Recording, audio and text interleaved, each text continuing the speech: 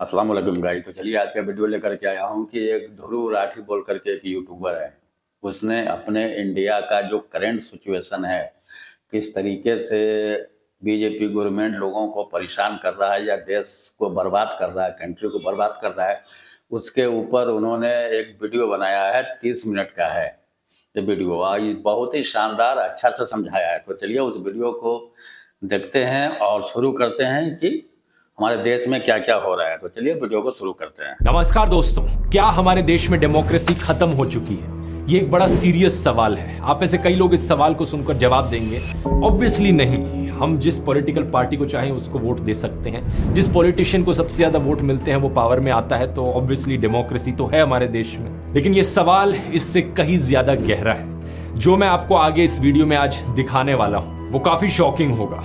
इस वीडियो को देखने के बाद आप सोचने पर मजबूर हो जाओगे इस सवाल का वाकई में सही जवाब क्या है। हालांकि अगर आप इस टाइप के लोगों में से हो जो प्रधानमंत्री मोदी को अपना भगवान मानते हैं, वो भगवान है हमारे, हम उनकी पूजा करते हैं। प्राइम मिनिस्टर मोदी वो हमारे लिए एक अवतार है, वो एक साधारण मनुष्य नहीं है। प्रधानमंत्री इस देश के भगवान विष्णु का अवतार है। या फिर आप इस टाइप के लोगों में से हो जिन्हें लगता है कि मोदी जी ने किया है तो कुछ सोचकर ही किया होगा।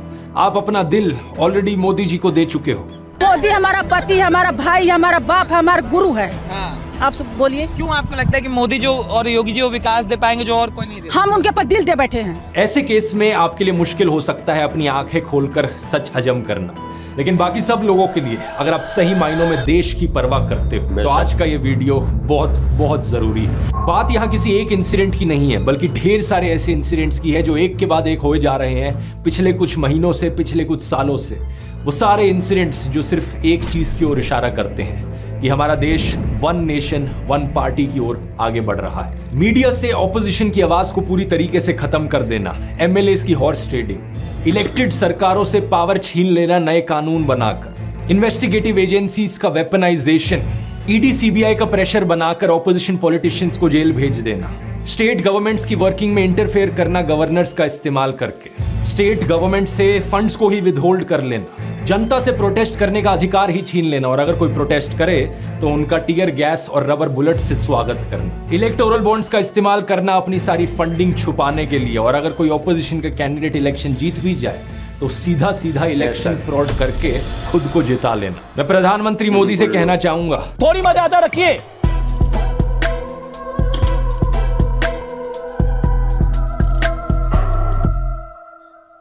डेमोक्रेसी के ऊपर डिस्कशन करने से पहले दोस्तों हमें यह जानना जरूरी है कि डेमोक्रेसी एक्चुअली में होती क्या चीज है। बेसिक कॉन्सेप्ट है, लेकिन ज्यादातर लोगों को इस कॉन्सेप्ट पर बहुत भारी मिसअंडरस्टैंडिंग रहती है। कुछ लोगों को लगता है कि अगर देश में रेगुलरली इलेक्शंस हो रही हैं और आप वोट डालने जा सकते हो तो इसका मतलब देश एक डेमोक्रेटिक देश है।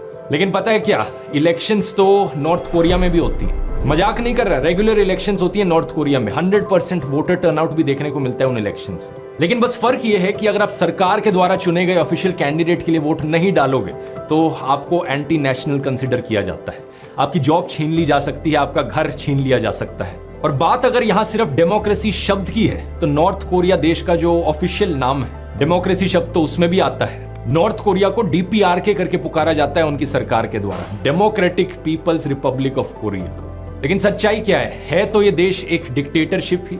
सिमिलरली रशिया को भी एक डिक्टेटरशिप कंसिडर किया जाता है, लेकिन इलेक्शंस तो वहां भी होती है। बस फर्क ये है कि जो भी कैंडिडेट पुतिन के खिलाफ खड़ा होता है वो किसी ना किसी कारण से कभी उसको डिस्क्वालीफाई कर दिया जाता है, कभी वो अचानक से मार दिया जाता है। तो इससे एक बात साफ हो जानी चाहिए आपको कि सिर्फ इलेक्शंस होने का मतलब ये नहीं कि देश डेमोक्रेसी बन गया। इलेक्शंस फ्री और फेयर होनी चाहिए। फ्री मतलब जनता को आजादी है, जिसके लिए वो वोट डालना चाहें उसके लिए डाल सकते हैं, और फेयर का मतलब अलग अलग कैंडिडेट्स का, अलग अलग पॉलिटिकल पार्टीज के जीतने का एक फेयर चांस है। ऐसा नहीं कि किसी एक पार्टी के पास कुछ ज्यादा ही एडवांटेज हो। हाल ही में चंडीगढ़ म्यूनिसिपल कॉर्पोरेशन की मेयर इलेक्शंस हुई। इन इलेक्शंस में कांग्रेस और आम आदमी पार्टी ने एक अलायंस बनाई थी, जिनके कुल मिलाकर टोटल में 20 वोट बनते थे आउट ऑफ 35। पार्टी के वोट्स को देखकर यह बात क्लियर थी कि ये इलेक्शंस ये अलायंस ही जीतेगी। लेकिन जब इलेक्शंस एक्चुअली में हुई तो वहां के प्रिजाइडिंग ऑफिसर ने क्या किया, ये बात कोई सीक्रेट नहीं है, आप इसकी सीसीटीवी फुटेज देख सकते हो क्या किया। इन्होंने 8 कांग्रेस और एपी के वोट्स को इनवैलिड डिक्लेयर कर दिया और ये सीधा सीधा इलेक्शन फ्रॉड जो हुआ यहाँ पर, इसे सीसीटीवी कैमरा में भी कैप्चर किया गया। इनफैक्ट ये खुद कैमरा की तरफ देखते हुए पकड़े गए। इनकी शक्ल देखो, मतलब जैसे कैमरा की ओर देख रहे हो, ऐसा लग रहा है कि चोरी करते हुए पकड़े गए। और इलेक्शन का रिजल्ट क्या बताया गया कि बीजेपी इन इलेक्शन को जीत गई। इतना खुलेआम इलेक्शन फ्रॉड इससे पहले देश में शायद ही कभी हुआ है। चीफ जस्टिस ऑफ इंडिया ने खुद कहा कि ये सीधा सीधा मर्डर ऑफ डेमोक्रेसी है। हालांकि सुप्रीम कोर्ट ने यहां पर एक ऐतिहासिक फैसला देकर इस इलेक्शन को बचा लिया, लेकिन सवाल ये, अगर यहां एक सीसीटीवी कैमरा ना होता और बैलेट पेपर्स ना होते तो क्या ये चोरी पकड़ी जाती? ये सिर्फ एक उदाहरण है दोस्तों। इससे पहले इस खबर को देखो, 2021 की खबर। असम में एक बीजेपी कैंडिडेट की गाड़ी में एक ईवीएम मशीन पाई गई। इसके बाद इलेक्शन कमीशन को रीपोल ऑर्डर करना पड़ा इस जगह का। लेकिन इतनी पहले की बात करने की जरूरत ही क्या है, इसी महीने की खबर को देख लो। फरवरी 2024, 3 अनजान लोगों ने पुणे में सासवड़ तहसील के ऑफिस से इलेक्ट्रॉनिक वोटिंग मशीन की कंट्रोल यूनिट चुरा ली। क्या मजाक चल रहा है यहाँ पर? क्या हमारी इलेक्शंस यहाँ फ्री और फेयर तरीके से हो रही हैं? इलेक्शन कमीशन एक ऑर्गेनाइजेशन है जिससे एक्सपेक्ट किया जाता है कि फ्री एंड फेयर इलेक्शंस वो देश भर में कंडक्ट करवाएगा, लेकिन इलेक्शन कमीशन को ही एक्यूज किया गया है कि वो पार्शियल है और बायस्ड है। यह एक्यूजिशन बहुत पुराना है। सबसे पहले बीजेपी पॉलिटिशियन नरेंद्र मोदी ने यह आरोप लगाया था। सही सुना आपने, मई 2014 की इलेक्शन से पहले नरेंद्र मोदी ने इलेक्शन कमीशन पर यह आरोप लगाया था। हालांकि वो इसके बाद हुई इलेक्शंस को जीत गए थे, लेकिन पिछले 10 सालों में इलेक्शन कमीशन पर इतने आरोप लगाए गए हैं कि प्रशांत किशोर ने तो खुद ही कह दिया कि इलेक्शन कमीशन बीजेपी की एक्सटेंशन है। उनका कहना है कि उन्होंने इतना पार्शियल और बायस्ड इलेक्शन कमीशन आज तक नहीं देखा। इस कमीशन ने हमेशा रूल्स को बेंड करने की कोशिश करी है, इस तरीके से स्केड्यूल बनाने की कोशिश करी है इलेक्शंस का कि फायदा हमेशा बीजेपी को पहुंचे।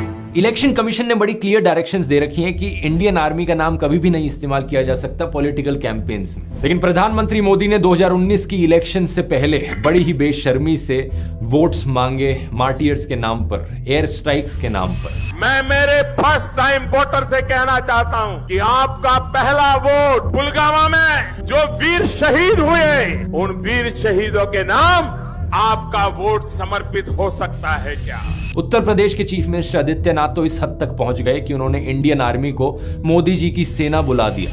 और मोदी जी की सेना आतंकवादियों को गोली और गोला देती है। अब इस चीज को लेकर जब इलेक्शन कमीशन में कंप्लेन दर्ज करी गई, 21 दिन तक कोई एक्शन नहीं लिया गया और 21 दिन के बाद इलेक्शन कमीशन ने अपनी क्लीन चिट दे दी। रूल्स क्लियरली लिखे हैं, उन्हें वायलेट किया जा रहा है, लेकिन फिर भी क्लीन चिट। ये इकलौती क्लीन चिट नहीं है। प्रधानमंत्री मोदी को कम से कम 4 अलग अलग केसेस में ऐसी क्लीन चिट्स मिली है। अमित शाह ने राहुल गांधी की कॉन्स्टिट्यूएंसी को पाकिस्तान से कंपेयर किया था। यह भी करना रूल्स के खिलाफ है, लेकिन इलेक्शन कमीशन ने इसमें भी क्लीन चिट दे दी। कुल मिलाकर 7 ऐसे केसेस हैं जिसमें मोदी और शाह को क्लीन चिट मिली हुई है। एनडीटीवी ने उस वक्त यह भी रिपोर्ट किया था कि 3 इलेक्शन कमिश्नर्स में से एक इलेक्शन कमिश्नर ने डिसेंटिंग राय अपनाई इन 7 में से 5 केसेस में। यानी एक इलेक्शन कमिश्नर ऐसे थे जिनका मानना था कि यहां क्लीन चिट नहीं मिलनी चाहिए। बाद में पता चला कि इन इलेक्शन कमिश्नर का नाम था अशोक लवासा। पता है इनके साथ आगे जाकर क्या हुआ? इनकी पत्नी, बेटे, बेटी, बहन सभी को सरकारी एजेंसियों के नोटिस आ गए। सिटीजन कमीशन ऑन इलेक्शंस ने अपनी रिपोर्ट में बताया कि अशोक लवासा को धीरे से इलेक्शन कमीशन से बाहर कर दिया। जरा सोचिए, ये एक इलेक्शन कमिश्नर के बारे में बात हो रही है। ये एक डेमोक्रेसी है या डिक्टेटरशिप? डेमोक्रेसी के अंदर separation of powers, independence of institutions एक ऐसी चीज है जिसके बारे में आपने स्कूल में पढ़ा होगा। हमारे सुप्रीम कोर्ट ने एक आदेश दिया था इलेक्शन कमीशन का इंडिपेंडेंस बनाए रखने के लिए कि जो चीफ इलेक्शन कमिश्नर है और बाकी इलेक्शन कमिश्नर्स हैं, उनकी अपॉइंटमेंट 3 मेंबर कमिटी के द्वारा करी जाएगी, जिसमें एक प्राइम मिनिस्टर होंगे,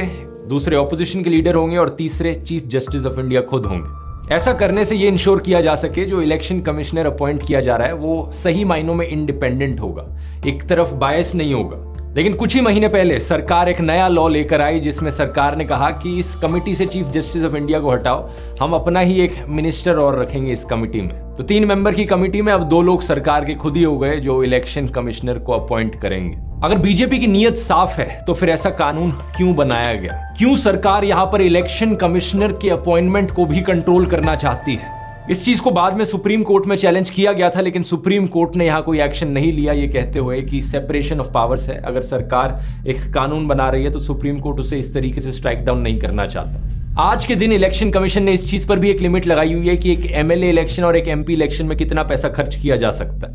एमपी इलेक्शन में लिमिट 95 लाख रुपीस पर है। बीजेपी ने 437 सीट्स पर चुनाव लड़ा था, तो पार्टी की जो टोटल स्पेंडिंग है वो 415 करोड़ से ज्यादा नहीं होनी चाहिए थी। लेकिन कितना पैसा इन्होंने खर्च किया, इलेक्शन कमीशन की वेबसाइट पर लिखा हुआ है 1264 करोड़ रुपीस कैसे अलाउ किया इलेक्शन कमीशन ने। सेंटर फॉर मीडिया स्टडीज ने तो यह भी एस्टिमेट किया था कि बीजेपी ने पिछली इलेक्शंस में 27,000 करोड़ रुपए खर्च किए थे, जो कि 45% ऑफ द टोटल एक्सपेंडिचर था।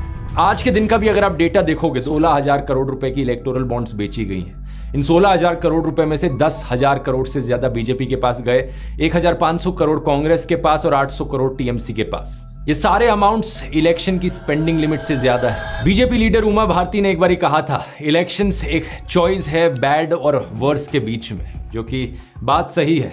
लेकिन सोचकर देखो, अगर कोई समाज सेवी जिसने अपनी जिंदगी निकाल दी लोगों की सेवा में, वो इलेक्शन लड़ने के लिए 90 लाख कहां से ला पाएगा? अपनी हवा अपनी लहर कैसे चला पाएगा? स्पेशली जब दूसरी तरफ पार्टी के पास हजारों करोड़ रुपए हों। प्रॉब्लम यहां सिर्फ इलेक्शंस की नहीं है। अगर किसी ऑपोजिशन पार्टी की सरकार बन भी जाती है तो भी उस सरकार को गिरा दिया जाता है। यहां पर अनगिनत बार एलिगेशंस लगे हैं हॉर्स ट्रेडिंग के बीजेपी पर। बार बार ये कहा गया लोगों के द्वारा कि बीजेपी एमएलएस को एक रिजॉर्ट में लेकर जाती है और उन एमएलएस का मुंह बंद कर देती है पैसे ठूस कर। क्या ये हॉर्स ट्रेडिंग के एलिगेशंस सच्चे हैं? मैं तो नहीं बता सकता, क्योंकि मैं तो उस रिजॉर्ट के अंदर झांक कर देखता नहीं हूं। लेकिन आप खुद ही सोच लो, रिजॉर्ट के अंदर वो सारे एमएलएस बैठकर लूडो तो खेलेंगे नहीं। ऐसी चीजों में इन्वेस्टिगेशन करने का काम है इन्वेस्टिगेटिव एजेंसीज का। लेकिन सारी इन्वेस्टिगेटिव एजेंसीज अगर एक पॉलिटिकल पार्टी के इशारों पर नाचें तो इन आरोपों को कौन इन्वेस्टिगेट करेगा? अब ये सोचो, इन एमएलएस के घर पर क्या कहानी चलती होगी। जो नेता इन एमएलएस को खरीद कर घर आया है, अपने बीवी बच्चों को क्या कहता होगा? अरे कहाँ हो जी, जल्दी आओ, बहुत बढ़िया खुशखबरी लेकर आया हूँ, जनता की आवाज को दबाकर आया हूँ, लोकतंत्र का गला घोट कर आया हूँ, लाओ जी लाओ, मिठाई लाओ। और दूसरा एमएलए जो बिक गया है कुछ करोड़ पैसों के लिए, वो अपने घर में जाकर क्या कहता होगा? ये देखो मेरे बच्चों, कितना सारा पैसा लाया हूँ, भारत माता के दामन पर आज हॉर्स ट्रेडिंग का दाग लगा कर आया हूँ, लो मिठाई खाओ। ऐसे नेताओं पर काफी गुस्सा आता है, लेकिन साथ ही दया भी कि ये कितने मिजरेबल हैं, कितने नीचे गिरे हुए हैं। अच्छा, पैसे का लालच दिखाना और हॉर्स ट्रेडिंग करना तो सिर्फ एक तरीका है। इससे नहीं माना कोई एमएलए तो दूसरा तरीका है इन्वेस्टिगेटिव एजेंसीज, ईडी का इस्तेमाल करना, ईडी की वेपनाइजेशन। पिछले साल 14 पॉलिटिकल पार्टीज ने सुप्रीम कोर्ट में कंप्लेन करी थी कि कैसे सरकार सीबीआई और ईडी का इस्तेमाल कर रही है ऑपोजिशन लीडर्स के खिलाफ। उन्होंने बताया कि 3000 से ज्यादा रेड्स करी है इन्होंने पॉलिटिकल लीडर्स पर। 2014 से अगर कंपेयर करो तो 4 गुना का जंप देखने को मिला है ईडी केसेस में जो पॉलिटिशियंस के खिलाफ चल रहे हैं, और 95% केसेस सिर्फ ऑपोजिशन पार्टीज के खिलाफ। ईडी ने जवाब में कहा कि हमारा कन्विक्शन रेट बड़ा हाई है, 96% का कन्विक्शन रेट है, क्योंकि 25 केसेस के ट्रायल्स कंप्लीट हो चुके हैं और 24 केसेस में कन्विक्शन देखने को मिला। लेकिन सच्चाई पता है क्या है? 2005 से लेकर आज तक टोटल में 5,900 से ज्यादा केसेस रजिस्टर किए हैं ईडी ने। ट्रायल सिर्फ 25 केसेस में हुआ है, कन्विक्शन सिर्फ 24 केसेस में, यानी कि सिर्फ 0.5% केसेस काम के निकले। जब भी किसी ऑपोजिशन पॉलिटिशियन पर करप्शन का आरोप लगता है और वो बीजेपी ज्वाइन कर लेता है, अचानक से वो साफ हो जाता है, सारे केसेस उसके खिलाफ ड्रॉप कर दिए जाते हैं। किसी ने इसके ऊपर एक पोएम भी लिखी थी, वॉशिंग पाउडर मोदी, झूठ और फरेबी सब छुप जाए, संगीन आरोप भी चुटकी में मिट जाए। हिमंता बिस्वा शर्मा जब वो कांग्रेस में थे पहले, उन पर आरोप लगा था शारदा चिट फंड स्कैम का। सीबीआई ने उन्हें क्वेश्चनिंग के लिए बुलाया नवंबर 2014 में, और 2015 में जब से उन्होंने बीजेपी ज्वाइन करी है, 7 और एलिगेशंस लगे हैं उनके ऊपर करप्शन के। एक आरोप है कि एक लैंड का स्कैम हुआ है, एक आरोप है कि वो सिल्क और मुगा इंडस्ट्री का सिंडिकेट चला रहे हैं। लेकिन जब से बीजेपी इन्होंने ज्वाइन करी, कोई इन्वेस्टिगेशन नहीं हो रही इनके ऊपर। वैसे पॉलिटिशियंस की लिस्ट बहुत लंबी है जो बीजेपी वॉशिंग मशीन के अंदर घुसे हैं। शुभेंदु अधिकारी, जितेंद्र तिवारी, नारायण राणे, येडियुरप्पा, प्रवीण दारेकर, हार्दिक पटेल, अजित पवार, इनमें से कई नेताओं को लेकर तो प्रधानमंत्री नरेंद्र मोदी बड़े बड़े भाषण दिया करते थे कि ये देखो कितना भ्रष्टाचारी है, एनसीपी का मतलब है नेचुरली करप्ट पार्टी, इन्हें वोट मत देना कभी। लेकिन इन सभी लीडर्स ने जैसे ही बीजेपी ज्वाइन किया, सारी इन्वेस्टिगेशन रुक गई, सारे करप्शन स्कैम्स इनके भुला दिए गए। बीजेपी लीडर अटल बिहारी वाजपेयी ने एक बार कहा था, जहां सत्ता पाने के लिए भ्रष्टाचारियों का साथ लेना पड़े, ऐसी सत्ता को मैं चिमटे से छूना भी पसंद नहीं करता। अगर सत्ता हाथ में आती है तो मैं ऐसी सत्ता को चिमटे से भी छूना पसंद नहीं करता। लेकिन वो जमाना ही कुछ और था। वो बीजेपी और आज की बीजेपी जो है, इसमें जमीन आसमान का अंतर है। आज जब नितिन गडकरी से सवाल किया जाता है मोदी के वॉशिंग पाउडर को लेकर, तो वो भी हंसते हंसते जवाब देते हैं कि बीजेपी का साबुन इको फ्रेंडली साबुन है। चुनाव में जीतना इंपॉर्टेंट होता है और जो जीता वही सिकंदर होता है। बीजेपी वाला जो साबुन है वो सबको साफ कर दे रहा है वॉशिंग मशीन। इको फ्रेंडली साबुन है। आप किसकी बात से ज्यादा सहमत हो, आज के नितिन गडकरी जी या पहले के अटल बिहारी वाजपेयी जी? कमेंट्स में लिख के बताना। पैसे का लालच और ईडी के प्रेशर के बाद भी अगर कोई ऑपोजिशन पॉलिटिशियन बीजेपी को ज्वाइन नहीं करता तो उनके खिलाफ जो कार्रवाई है वो चलती रहती है और कई केसेस में उन्हें बिना कॉन्विक्ट किए जेल में डाल दिया जाता है और कई महीनों तक वो जेल में पड़े रहते हैं। आम आदमी पार्टी के एमपी राघव चड्ढा ने बताया कि अगर मनीष सिसोदिया, सत्येंद्र जैन, अभिषेक बनर्जी, संजय राउत, फारूक अब्दुल्ला, तेजस्वी यादव ये बीजेपी ज्वाइन कर लेना, ईडी और सीबीआई जितने भी केसेस इनके खिलाफ चला रही है वो सारे बंद हो जाएंगे इमीडिएटली और मनीष सिसोदिया और सत्येंद्र जैन को जो जेल में डाल रखा है वो तुरंत जेल से बाहर आ जाएंगे। अब कॉन्विक्शन के बाद किसी को सजा काटने के लिए जेल में डाला जाए वो अलग बात है, लेकिन यहाँ पर कॉन्विक्ट प्रूफ करने से पहले ही ऑपोजिशन पॉलिटिशियंस को जेल भेजा जा रहा है। सबसे खराब बात तो यह है कि जिन स्टेट्स में ऑपोजिशन की सरकारें एग्जिस्ट करती हैं वहां पर उन्हें काम भी नहीं करने दिया जाता। एक नहीं, दो नहीं, बल्कि बहुत सारी अलग अलग स्टेट्स ने बार बार यह आरोप लगाया है मोदी सरकार के ऊपर कि गवर्नर्स का इस्तेमाल करके हमारे डे टू डे अफेयर्स में इंटरफेरेंस करी जा रही है, हमारे कामों पर रोक लगाई जा रही है। वेस्ट बंगाल की सरकार ने ऐसा कहा, बार बार वेस्ट बंगाल के गवर्नर पर यह ब्लेम गया। तमिलनाडु की सरकार ने ऐसा कहा, दिल्ली की सरकार ने ऐसा कहा, केरला की सरकार ने ऐसा कहा। पिछले साल केरला की सरकार ने तो यह तक आरोप लगाया था कि जो हम बिल पास करते हैं हमारे गवर्नर उस पर 2-2 साल तक बैठे रहते हैं, उन बिल्स को अप्रूव ही नहीं होने देते। इस बात को लेकर केरला स्टेट ने सुप्रीम कोर्ट में कंप्लेन भी करी और सुप्रीम कोर्ट ने कहा कि गवर्नर्स इस तरीके से बिल्स पर बैठ नहीं सकते, ये चीज अनकॉन्स्टिट्यूशनल है। दिल्ली में एलजी वर्सेस दिल्ली सरकार के बीच में जो इशू चला है उसके बारे में तो आप कई साल से सुनते आ रहे होंगे। सीएम केजरीवाल ने बार बार कहा है पिछले कई सालों में कि हमें काम नहीं करने दिया जा रहा, एलजी हमारे काम के बीच में इंटरफेरेंस करते हैं। इस बात को लेकर दिल्ली सरकार भी सुप्रीम कोर्ट गई थी और सुप्रीम कोर्ट ने उनके फेवर में डिसीजन भी सुनाया था। सुप्रीम कोर्ट ने वहां पर भी कहा था कि एलजी को इस तरीके से इंटरफेरेंस नहीं करनी चाहिए, असली पावर चुनी गई सरकार के हाथ में।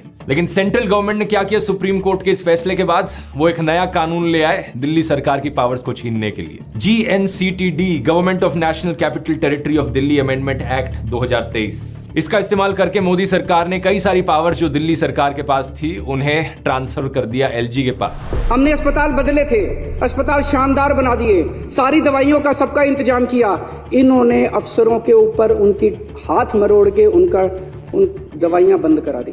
इन्होंने टेस्ट बंद करा दिए। मोहल्ला क्लिनिक में 3 महीने तक पिछले साल मोहल्ला क्लिनिक में टेस्ट नहीं हो पाए।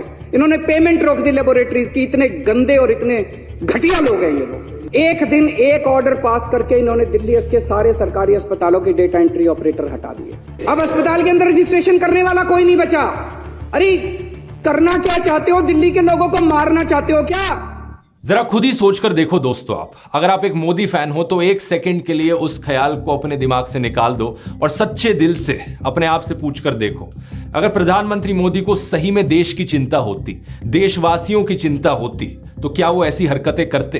अब आप में से कुछ लोग सोचोगे कि यार पक्का मुझे किसी ऑपोजिशन पार्टी ने फंड किया होगा इस वीडियो को बनाने के लिए, लेकिन सच बता रहा हूं किसी पॉलिटिकल पार्टी ने मुझे फंड नहीं किया। मैं जो आपको इस वीडियो में दिखा रहा हूं वो असलियत है देश की। अगर आपको सही में देश की चिंता है तो आपकी आंखें खुल जानी चाहिए इन चीजों को देखकर। न्यूज लॉन्ड्री की 2 दिन पहले की इन्वेस्टिगेशन ने बताया कि ईडी का इस्तेमाल सिर्फ बाकी पार्टीज के खिलाफ नहीं किया जा रहा है बल्कि देश में कंपनीज के खिलाफ भी किया जा रहा है। कम से कम 23 ऐसी कंपनीज जिन्होंने आज तक बीजेपी को कोई पैसा नहीं डोनेट किया था, उनके ऊपर सेंट्रल एजेंसीज की रेड होती है और एक पैटर्न देखने को मिलता है। रेड के बाद वो कंपनीज करोड़ों रुपए डोनेट करती है बीजेपी को। टोटल में 335 करोड़ रुपए इन कंपनीज ने बीजेपी को डोनेट किए जिन पर आईटी या ईडी की रेड पड़ी थी। तो क्या यहां पर इन कंपनीज को धमकाकर उनसे पैसा भी एक्सट्रॉक्ट किया जा रहा है? क्या हमारी इलेक्शंस फ्री और फेयर तरीके से हो रही हैं? यहां मीडिया का भी एक बड़ा इंपॉर्टेंट रोल आता है। फेयर इलेक्शंस का मतलब है कि रूलिंग पार्टी के पॉलिटिशियंस और ऑपोजिशन के पॉलिटिशियंस दोनों को अपनी बात रखने का मौका दिया जाएगा, दोनों को मोर और लेस इक्वल कवरेज मिलेगी मीडिया पर।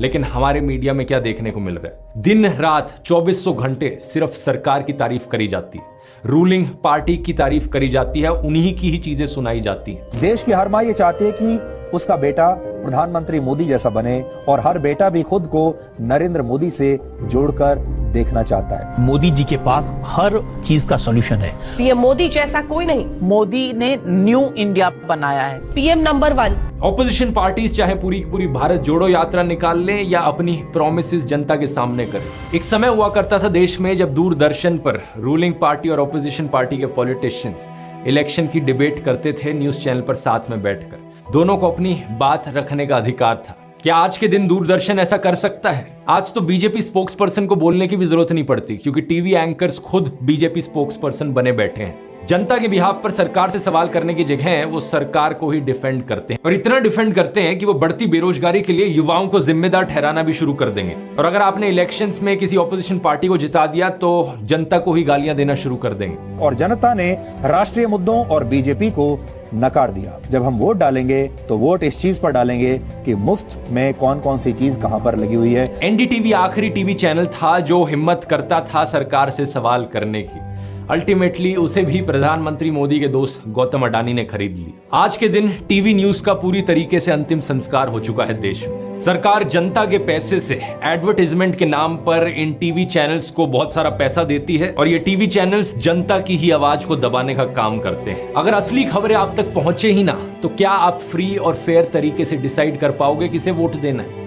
77 दिन तक मणिपुर जलता रहा, टीवी चैनल्स पर कोई स्पेशल रिपोर्ट नहीं की गई। रिसेंटली सीएजी ने 12 रिपोर्ट्स प्रेजेंट करी थी, जिसमें ढेर सारी इरेगुलरिटीज देखने को मिली और करप्शन के इंस्टेंसेस देखने को मिले सरकारी डिपार्टमेंट्स और मिनिस्ट्रीज में। आयुष्मान भारत स्कीम में 9 लाख से ज्यादा लोग सिर्फ 3 मोबाइल नंबर्स का इस्तेमाल कर रहे थे। करोड़ों रुपए स्पेंड किए गए 3400 पेशेंट्स की ट्रीटमेंट पर, जिन्हें ऑलरेडी मुर्दा घोषित कर दिया गया था। जब सीएजी की तरफ से ये रिपोर्ट सामने आई तो सीएजी के ऑफिसर्स का उठाकर ट्रांसफर कर दिया सरकार ने। क्या आपने खबर टीवी चैनल्स पर सुनी? नहीं सुनी होगी, कैसे पहुंचेगी आप? अच्छा, दूसरी मिसअंडरस्टैंडिंग लोगों की रहती है कि लोग डेमोक्रेसी को मेजॉरिटेरियनिज्म से कंफ्यूज कर देते हैं। इमेजिन करो आप एक गाड़ी में बैठकर जा रहे हो 5 लोगों के साथ। एक बंदा उस गाड़ी में बैठा कहता है कि मुझे बहुत तेज म्यूजिक सुनना है, लाउड म्यूजिक चलाओ। वो अपने दोस्त और ड्राइवर को कन्विंस कर लेता है कि हाँ भाई लाउड म्यूजिक बजना चाहिए गाड़ी में। लेकिन आप ट्रैवल कर रहे हो अपने पिता के साथ जिन्हें हार्ट की प्रॉब्लम है। आप कहते हो कि नहीं, लाउड म्यूजिक नहीं बजना चाहिए। वो बंदा कहता है ठीक है, डेमोक्रेसी है, चलो वोट करते हैं। और 3 लोग वोट करते हैं कि लाउड म्यूजिक बजना चाहिए। आप और आपके पापा 2 लोग कहते हो कि नहीं बजना चाहिए। मेजॉरिटी ने वोट किया कि लाउड म्यूजिक बजना चाहिए, डेमोक्रेसी है, इसका मतलब गाड़ी में तेज तेज लाउड म्यूजिक बजेगा। क्या ये सही मायनों में डेमोक्रेसी है? नहीं, ये स्टुपिडिटी है।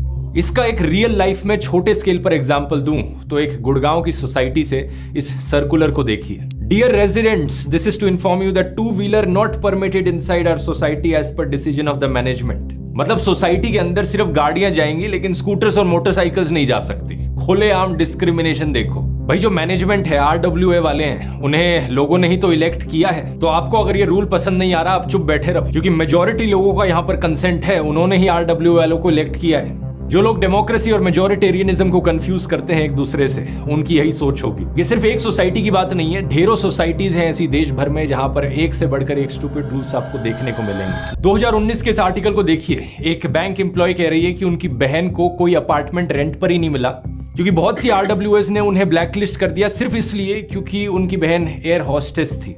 कुछ सोसाइटीज कहती हैं कि हम एयर हॉस्टेस को अपार्टमेंट रेंट पर नहीं दे सकते अपनी सोसाइटी में, क्योंकि उनके ऑड टाइमिंग्स होते हैं। अक्सर ये RWAs जो चाहे वो उठपटांग रूल बना देते हैं। जैसे नोएडा की कुछ सोसाइटीज में एंट्री और एग्जिट फीस लगाई गई है कि आप हमारी सोसाइटी में एक अपार्टमेंट रेंट करना चाहते हो तो उसकी एक एंट्री फीस देनी पड़ेगी, और जो रेंट आप लैंडलॉर्ड को पे कर रहे हो वो तो वैसे ही पे करोगे, लेकिन और जब छोड़कर जाओगे हमारी सोसाइटी, अब एक एग्जिट फीस भी है। देश में लोकल लेवल पर जो मेजॉरिटेरियनिज्म देखने को मिलता है, ये RWAs उसका सबसे अच्छा उदाहरण है। वैसे यहाँ डेमोक्रेसी और मेजॉरिटेरियनिज्म की बात करते हुए एक ऑडियो बुक मैं आपको रेकमेंड करना चाहूंगा कुकू FM पर, फैशिज्म एंड डेमोक्रेसी। ये जॉर्ज ऑरवेल की बुक अडेप्शन है जो आपको बहुत ही सिंपल भाषा में हिंदी में समझाती है कि डिक्टेटरशिप्स क्या होती है। कुकू FM को नहीं जानते, एक बढ़िया ऑडियो लर्निंग का प्लेटफॉर्म जहां पर आपको ढेर सारी ऑडियो बुक सुनने को मिलेंगी अलग अलग टॉपिक्स पर, चाहे वो हिस्ट्री हो, ज्योग्राफी हो, पॉलिटिक्स हो या फिक्शन हो। आपने अगर अभी तक डाउनलोड करके नहीं देखा है, जरूर ट्राई करके देखिए। इसका लिंक नीचे डिस्क्रिप्शन में मिल जाएगा और उसी लिंक में एक स्पेशल 50% ऑफ का कूपन कोड भी मिलेगा।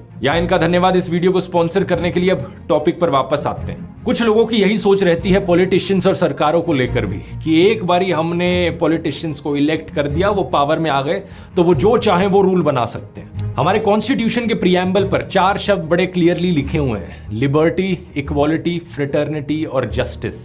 ये 4 शब्द डेमोक्रेसी के कॉर्नरस्टोन्स हैं। इनफैक्ट डॉक्टर अंबेडकर तो एक स्टेप और आगे चले गए थे। उन्होंने कहा था कि ये 4 शब्द जिंदगी की प्रिंसिपल्स हैं। तो मेजॉरिटी वोट का मतलब ये नहीं कि आप किसी के नेचुरल राइट्स छीन सकते हो, डिस्क्रिमिनेशन कर सकते हो और नॉनसेंस रूल्स बना सकते हो। यही रीजन है कि सरकार के द्वारा लिए गए कुछ फैसलों को हम कह सकते हैं कि वो डेमोक्रेसी के खिलाफ है।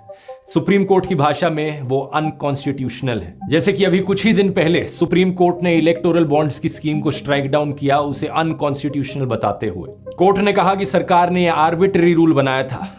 ये इलेक्टोरल बॉन्ड्स की स्कीम क्यों अनकॉन्स्टिट्यूशनल थी और जनता के खिलाफ थी, इसकी बात मैंने पिछले कई वीडियोस में करी है। तो ये एक बहुत अच्छी चीज है कि सुप्रीम कोर्ट ने थोड़ा लेट फैसला लिया, लेकिन कम से कम सही फैसला लिया यहां पर डेमोक्रेसी और जनता के फेवर में। लेकिन सरकार को अकाउंटेबल ठहराने का काम सिर्फ सुप्रीम कोर्ट का नहीं है। एक असली डेमोक्रेसी में ये काम ऑपोजिशन का भी है, मीडिया का भी है, सिविल सोसाइटी का भी है और जनता का भी है। और इसी रीजन से आरटीआई जैसे मैकेनिज्म्स एग्जिस्ट करते हैं, राइट टू इंफॉर्मेशन एक्ट, जिससे कि हमें डेटा मिल पाए सरकार के बारे में। सेम रीजन की वजह से मीडिया को 4th पिलर ऑफ डेमोक्रेसी कहा जाता है कि वो सरकार को अकाउंटेबल ठहराएगा। लेकिन आज के दिन की हालत क्या है? टिल डेट प्रधानमंत्री मोदी ने 0 प्रेस कॉन्फ्रेंसेस करी हैं जहां पर अनस्क्रिप्टेड सवाल उनसे पूछे गए हों। अकाउंटेबिलिटी बिल्कुल 0 है। प्रेस कॉन्फ्रेंस तो छोड़ो, एक अनस्क्रिप्टेड सवाल तक सुनने की हिम्मत नहीं है उनमें। जब मनमोहन सिंह जी प्रधानमंत्री थे, उन्होंने कम से कम 117 बार प्रेस कॉन्फ्रेंसेस करी थी या प्रेस को एड्रेस किया था। हमारे देश में जब आखिरी बारी प्रॉपर प्रेस कॉन्फ्रेंस करी गई थी प्रधानमंत्री के द्वारा, उस दिन को 10 साल से ज्यादा हो चुके हैं। उस आखिरी प्रेस कॉन्फ्रेंस में 62 अनस्क्रिप्टेड क्वेश्चंस पूछे गए थे प्रधानमंत्री मनमोहन सिंह से और 100 से ज्यादा जर्नलिस्ट मौजूद थे।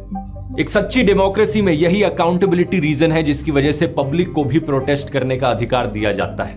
अगर हमारे देश के द्वारा चुने गए मैनेजर्स आरटीआई के सामने अकाउंटेबिलिटी में इंटरेस्टेड नहीं है, मीडिया के सामने अकाउंटेबिलिटी नहीं दे सकते, तो जनता के सामने तो उन्हें अकाउंटेबिलिटी देनी पड़ेगी। इसका एक पॉजिटिव एग्जांपल हाल ही में यूपी में देखने को मिला, जब उत्तर प्रदेश की सरकार ने एक बड़ा ही अजीबोगरीब अनडेमोक्रेटिक रूल बनाया। उन्होंने कहा कि कोचिंग सेंटर्स के लिए गाइडलाइंस हैं कि वो लड़कियों के लिए क्लासेस रात के 8 बजे के बाद ना कंडक्ट करें। अगर वो करेंगे तो उनके खिलाफ एक्शन लिया जाएगा। और सरकार ने अपनी तरफ से क्या जस्टिफिकेशन दिया? ये लड़कियों की सेफ्टी के लिए किया जा रहा है। लेकिन क्या इस बात में कोई सेंस है? लड़कियों को जिनसे खतरा है उनको कंट्रोल करने की बजाय आप लड़कियों को पिंजरों में डाल रहे हो। बहुत सी सोशल एक्टिविस्ट जैसे कि माला भंडारी ने इसके खिलाफ प्रोटेस्ट किया, इन रूल्स के खिलाफ, और प्रोटेस्ट के बाद यूपी गवर्नमेंट ने इस बैन को वापस भी ले लिया। ये छोटा सा इंसिडेंट दिखाता है कि जनता की क्या ताकत है एक डेमोक्रेसी में। लेकिन अगर लोगों से प्रोटेस्ट करने का अधिकार ही छीन लिया जाए तो? हाल ही में जब किसान दोबारा से उतरे सड़कों पर प्रोटेस्ट करने के लिए, तो सरकार ने नोकीली कीलों के साथ उनका स्वागत किया। कुछ जगहों पर सड़कों की खुदाई कर दी गई, सड़कों को कंप्लीटली ब्लॉक करने के लिए। फिर किसानों के ऊपर रबर बुलेट्स चलाई गई, उनके ऊपर टीयर गैस फेंकी गई, वो भी ड्रोन्स का इस्तेमाल करके, मानो ये कोई वॉर जोन हो। जो फोटोज थी बॉर्डर की क्रॉसिंग की, ऐसा लग रहा था कि देश का ये बॉर्डर हो चाइना के साथ। वहां भी इस तरीके से इंतजाम नहीं किए होते। और खबरों में अब रिपोर्ट किया जा रहा है कि कम से कम 3 किसान अंधे हो गए पुलिस के द्वारा चलाई गई इन रबर बुलेट्स की वजह से। इस प्रोटेस्ट के पीछे क्या कारण है, किसानों की क्या मांगे हैं, इसकी बात एक सेपरेट वीडियो में करेंगे। लेकिन अभी के लिए इस बात से फर्क नहीं पड़ता। पॉइंट यहां पर यह है कि एक पीसफुली प्रोटेस्ट करने वाले आम इंसान को सरकार इस तरीके से ट्रीट करे, क्या यह सही है? इससे पहले रेसलर्स प्रोटेस्ट हुआ, वहां भी वही बर्ताव देखा गया पुलिस का। पिछले फार्मर प्रोटेस्ट में भी यही देखा गया। कितने ही किसानों की जानें गई उस प्रोटेस्ट के दौरान। 2021 के इस आर्टिकल के अनुसार कम से कम 600 किसान मारे गए थे उन पिछले फार्मर्स प्रोटेस्ट में। और ये तो वो प्रोटेस्ट है जिनकी बात आपको खबरों में थोड़ी सुनने को मिल जाती है, क्योंकि एक लिमिट से ज्यादा बड़े हो गए हैं प्रोटेस्ट। इसके अलावा जो ज्यादातर प्रोटेस्ट देखने को मिले हैं पिछले सालों में, उनकी तो कभी खबरों में बात तक ही नहीं करी गई। क्या आप जानते थे 240 दिन से ज्यादा लंबे चले कश्मीरी पंडित के प्रोटेस्ट के बारे में? या सरकारी एम्प्लॉइज जो ओल्ड पेंशन स्कीम को लेकर प्रोटेस्ट कर रहे हैं? या 400 दिन लंबा चल रहा प्रोटेस्ट हिसार में दूरदर्शन केंद्र के क्लोजिंग के खिलाफ? या पिछले साल हुआ डॉक्टर्स का प्रोटेस्ट? या अनएम्प्लॉयड यूथ का प्रोटेस्ट? ये मत समझना कि आपका यहां पर कुछ लेना देना नहीं है क्योंकि आप इन प्रोटेस्ट में भाग नहीं ले रहे, क्योंकि कल को अगर आपके साथ कुछ भी अन्याय होता है, सरकार कोई भी ऐसा फैसला ले लेती है जो आपके खिलाफ जाता हो, और आप अपनी आवाज उठाने के लिए प्रोटेस्ट करने निकलते हैं, तो क्या लगता है आपको ऐसे ट्रीट नहीं किया जाएगा जैसे इन किसानों को आज ट्रीट किया जा रहा है? आप कोई स्पेशल हो क्या? अगर सरकार सभी प्रोटेस्टर्स को इसी तरीके से ट्रीट कर रही है तो आपको कोई स्पेशल प्रिविलेज नहीं मिलेगी। अब ये सवाल जो मैंने आपसे वीडियो के शुरू में पूछा था, मैं दोबारा पूछना चाहूंगा, क्या डेमोक्रेसी आज के दिन देश में अभी भी जिंदा है क्या? आपका जवाब इसको लेकर कुछ भी हो, लेकिन एक चीज तो पक्की है, अगर हालात इसी तरीके से बिगड़ते रहे तो ज्यादा समय नहीं लगेगा नॉर्थ कोरिया और रशिया के लेवल तक गिरने में, जहां डेमोक्रेसी नाम में तो जरूर होगी, इलेक्शंस भी कराई जाएंगी, लेकिन असल मायनों में डेमोक्रेसी का अंतिम संस्कार हो चुका हो। बहुत बहुत धन्यवाद भाई, बहुत ही शानदार वीडियो था राठौर जी का, बहुत ही शानदार वीडियो, बहुत ही शानदार इंफॉर्मेशन दिया है। ये वीडियो हर इंसान को देखना चाहिए, जितने भी देशवासी लोग हैं। तो चलिए मिलते हैं फिर किसी और वीडियो में, जब तक के लिए भाई।